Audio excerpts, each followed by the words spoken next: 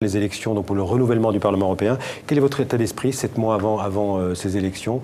Vous êtes inquiet par la montée des partis anti-européens, ce rejet en tout cas de l'Europe telle qu'elle fonctionne aujourd'hui?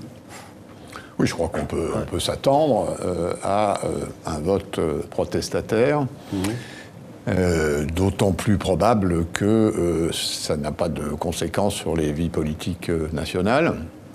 Il y aura probablement plus d'anti-européens au Parlement européen qu'il n'y en a eu pour l'instant. Pourquoi ? Parce que la crise, à chaque fois qu'il y a de la crise, c'est-à-dire des difficultés économiques et sociales, il y a toujours aux extrêmes des partis pour en profiter, pour expliquer qu'eux ont des solutions, comme s'ils les avaient d'ailleurs, toutes simples. Je crois qu'il faut s'attendre à ça, c'est déjà arrivé dans l'histoire, et la solution, elle est dans la croissance, la solution, elle est dans la sortie de la crise et dans la baisse du chômage, qui est quand même effectivement une plaie européenne. Virginie ?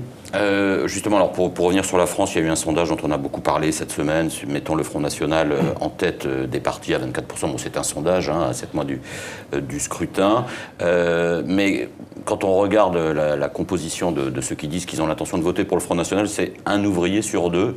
Alors pour vous qui venez quand même du Parti Socialiste, est-ce que c'est pas un échec terrible que de voir qu'un ouvrier sur deux s'apprête à voter pour le Front National ? Attendons les élections, mais il est compréhensible, encore une fois, que dans les périodes de crise, avec un niveau de chômage quasiment sans précédent, il y ait de la protestation. Il y a du malheur, il y a de la peine économique et sociale, et donc il y a de la protestation. Simplement, la protestation, ça n'est pas non plus une solution. Si on regarde ce que propose le Front National, il n'y a rien de ce qui propose le Front National qui pourrait marcher ou qui est faisable.